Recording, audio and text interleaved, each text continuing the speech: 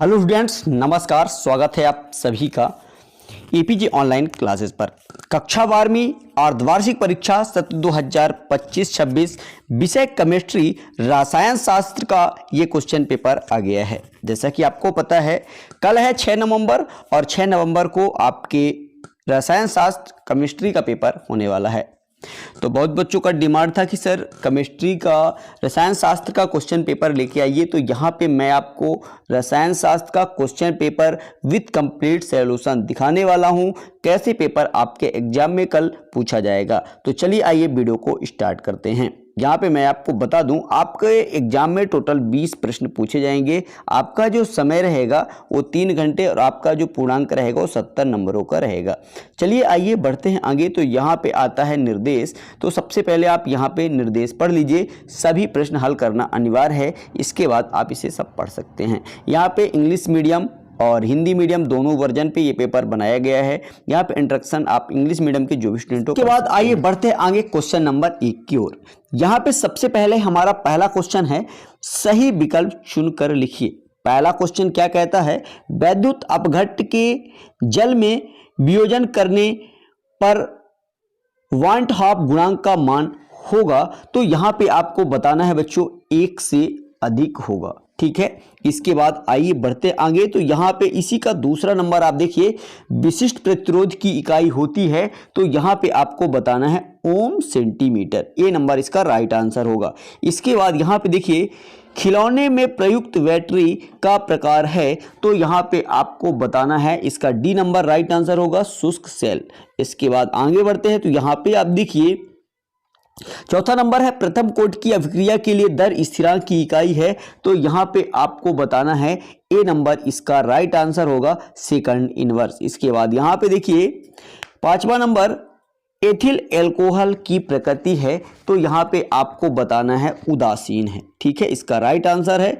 और इसके बाद यहाँ पे देखिए इसी का छठवां नंबर, संक्रमण तत्वों की 3D श्रेणी में कौन सा तत्व सर्वोच्च ऑक्सीकरण अवस्था दर्शाता है। तो यहाँ पे आपको बताना है मैग्नीज। इसका सी नंबर राइट आंसर होगा। इसके बाद आइए बढ़ते हैं आगे। इंग्लिश मीडियम के जो भी स्टूडेंट हो यहाँ पे आप देख सकते हैं।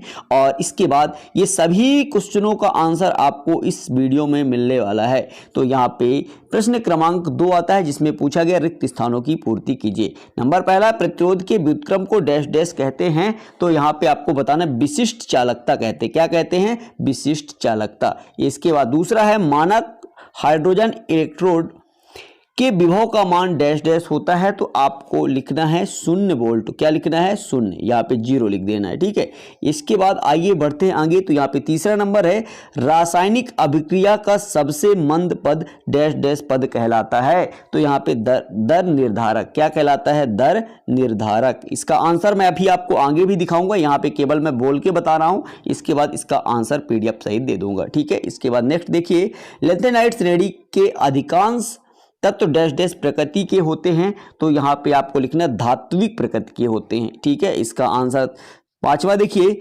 ईथर के अणु में ROR वंद कोण का मान डैश डैश होता है। तो 111 डिग्री।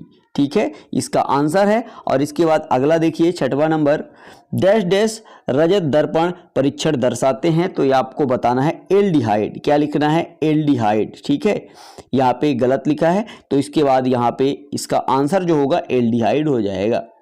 इसके बाद आइए बढ़ते हैं आगे। इंग्लिश मीडियम के जो भी बच्चे हों इसको देख सकते हैं। यहाँ पे आता है आपका प्रश्न क्रमांक 3, जिसमें आपसे पूछा गया सत्य असत्य लिखिए। नंबर पहला क्या है, 2 घटकों का समांगी मिश्रण विलयन कहलाता है। तो ये आपका जो है बच्चों बिल्कुल सत्य है। इसके बाद दूसरा है, ईंधन सेल रॉकेट में प्रयुक्त होते हैं। तो ये भी आपका सत्य है। तीसरा नंबर, शून्य कोट की अवक्रिया का अर्ध आयुकाल T1/2 बराबर 0.693 अपॉन के होता है। तो ये आपका असत्य है। इसके बाद आगे बढ़ते हैं। तो यहाँ पे DDT एक स्थायी प्रदूषक है। तो ये आपका बिल्कुल सत्य है। इसके बाद अगला देखिए, तो अगला नंबर जो आपका है बच्चों ये असत्य है। और इसके बाद छठवां नंबर जो है आपका सत्य है। इस तरह से ये आपका कंप्लीट होता है। इसके बाद आगे बढ़ते हैं। तो यहाँ पे आता है आपका प्रश्न क्रमांक 4, जिसमें आपसे पूछा गया सही जोड़ी बनाइए। तो पहला नंबर, हेरनी का नियम। तो यहाँ पे पहले का हो जाएगा यहाँ पे आपका C नंबर। ठीक है। इसके बाद दूसरा देखिए अवक्रिया की दर, तो ये हो जाएगा आपका डी नंबर अभिकारक का सांद्रण। इसके बाद सेल स्थिरांक, इसका हो जाएगा सेंटीमीटर इनवर्स। इसके बाद लेंथेनाइड का हो जाएगा ई नंबर। इसके बाद यहाँ पे पांचवा क्लोरोफॉर्म हो जाएगा यहाँ पे बी नंबर। इस तरह से ये आपका कंप्लीट होता है, ठीक है। चलिए आइए बढ़ते हैं आगे। इसके बाद नेक्स्ट क्वेश्चन है आपका क्वेश्चन नंबर 5, जिसमें आपसे पूछा गया है एक शब्द या एक वाक्य में उत्तर दीजिए। पहला नंबर क्या है, किसी सेल में एनोड पर होने वाली अवक्रिया का नाम, तो यहाँ पे आपको बताना है ऑक्सीकरण, ठीक है। इसके बाद दूसरा है संक्रियण ऊर्जा को परिभाषित कीजिए, ठीक है। तो इसका भी आंसर आपको आगे मिल जाएगा। इसके बाद देखिए यहाँ पे तीसरा नंबर है एफ ब्लॉक के तत्वों का समान इलेक्ट्रॉनिक विन्यास लिखिए। यहाँ पे चौथा है रोजनमुंड अवक्रिया का रासायनिक समीकरण लिखिए और प्रोटीन का एकलक लिखिए।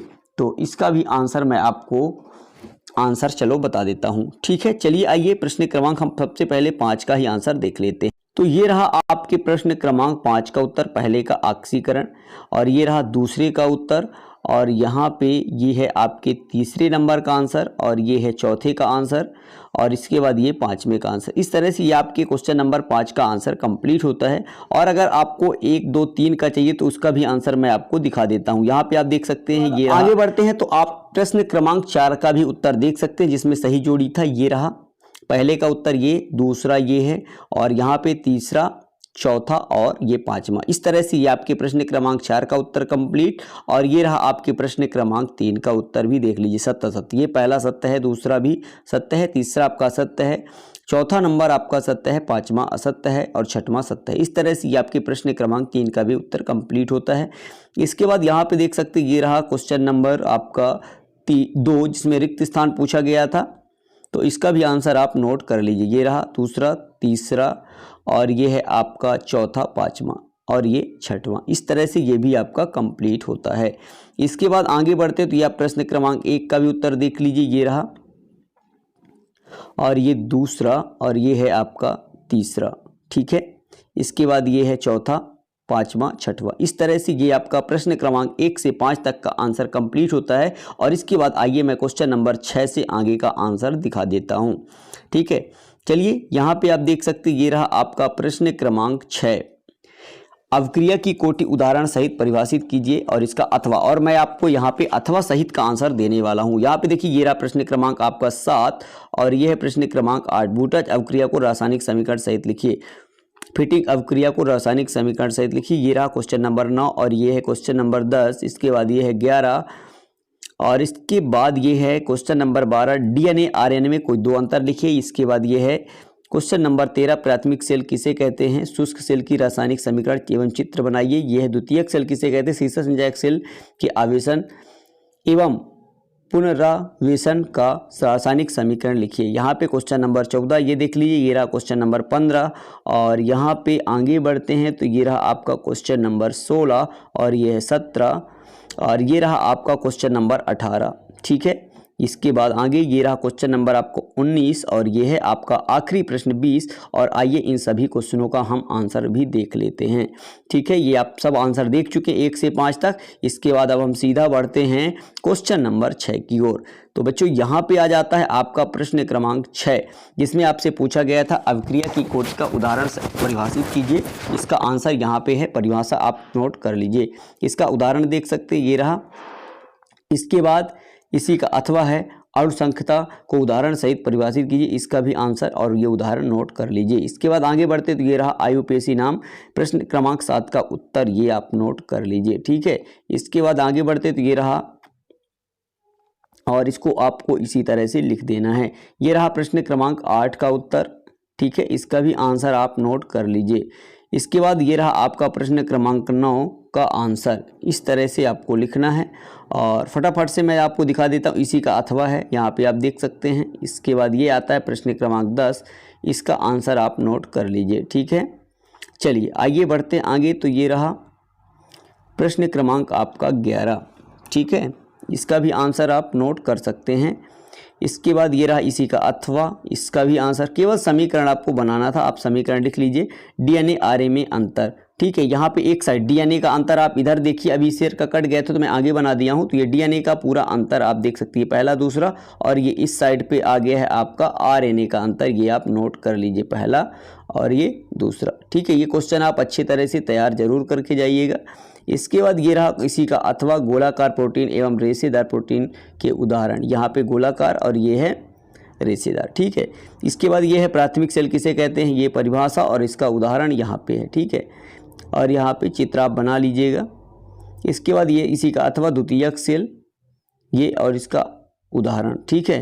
इसके बाद आगे बढ़ते तो ये रहा प्रश्न क्रमांक 14, संक्रमण तत्व क्या है, और इसका ये इलेक्ट्रॉनिक विन्यास निकालना है, तो इस तरह से आपको लिखना है, इसकी 2 विशेषताएं लिखना था, और इसी का अथवा है, यहाँ पे देख सकते हैं, ये रहा।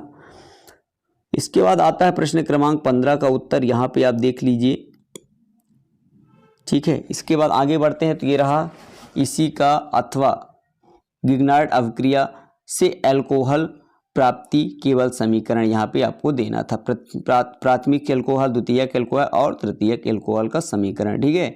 इसके बाद ये रहा क्वेश्चन नंबर 16 का आंसर, स्थिरीकरण की परिभाषा, और यहाँ पे इसका परिभाषा नोट कर लीजिए, और ये है रासायनिक समीकरण, ठीक है। इसके बाद इसी का अथवा देख सकते हैं, ये रहा, ये क्वेश्चन नंबर 17 आ जाता है, ठीक है। इसको भी आप नोट कर लीजिए, क्वेश्चन से मिलाकर ये रहा इसका 17 नंबर क्वेश्चन। ये क्वेश्चन नंबर बच्चों ध्यान रखिएगा 16 का अथवा है, ठीक है ये। और इसके बाद आगे बढ़ते हैं तो ये रहा 17 का पहला, और इसके बाद ये रहा इसी का अथवा भी आपको मैं दिखा देता हूँ, इसका ये रहा अथवा, ठीक है। हिमांक में अवनवन, इसका भी आंसर आप नोट कर लीजिए, ये है इसका समीकरण। इस तरह से ये आपका कंप्लीट होता है। इसके बाद ये है प्रश्न क्रमांक 18, उप सह संयोजन क्षेत्र, ठीक है। इसका आंसर आप नोट कर लीजिए, ये रहा। और इसके बाद आता है इसी का सी नंबर, ये और ये डी नंबर है। इसके बाद नेक्स्ट आगे वर्नर के सिद्धांत के प्रमुख बिंदु आपको लिखना है, ठीक है। इसके बाद आगे चलिए तो ये रहा आपका क्वेश्चन नंबर, आगे ये SN1 और SN2 में आपको अंतर लिखना है। तो पहले आप SN1 का लिख लीजिए इधर साइड, और फिर मैं आपको उस साइड का दिखा देता हूँ, ये है चौथा पांचवा, ठीक है। अब देखिए इधर का SN2 का इस साइड लिखा हुआ है ये, तो इसको आप नोट कर लीजिए, ठीक है। इस तरह से ये आपका कंप्लीट होता है। इसके बाद आगे इसी का अथवा है, तृतीयक ब्यूटिल क्लोराइड को एल्कोहली के OH से अभिकृत करने पर क्या मिलता है, तो ये रहा इसका समीकरण, ठीक है। इसके बाद इसी का दूसरा नंबर ये है, और ये रहा आपका तीसरा, और ये है चौथा, ठीक है। चलिए इसके बाद ये आखिरी प्रश्न है, प्रश्न क्रमांक 20, विटामिन, और ये विटामिन क्या है, तो इसकी परिभाषा आप नोट कर लीजिए। इसका वर्गीकरण कैसे में होता है, तो ये रहा इसका आंसर। और इसके बाद 2 विटामिन के स्रोत और कमी किससे, तो ये रहा इसका आंसर। यहाँ पे इसका कमी जो है उसका आगे मैं आंसर दिखाऊंगा, तो इसको आप नोट कर लीजिए। और ये यहाँ पे आता है आपका 2 विटामिन के स्रोत और कमी किससे रोग, ये रहा, ठीक है इधर। और इस तरह से इसका अथवा आ जाता है, तो अथवा भी आप नोट कर लीजिए। इस तरह से ये आपका कंप्लीट होता है। आशा करता हूँ ये वीडियो आपको पसंद आया होगा। वीडियो कैसा लगा कमेंट कर ज़रूर बताइएगा। चैनल पर नए चैनल को सब्सक्राइब कर बेल आइकन प्रेस कर लीजिए।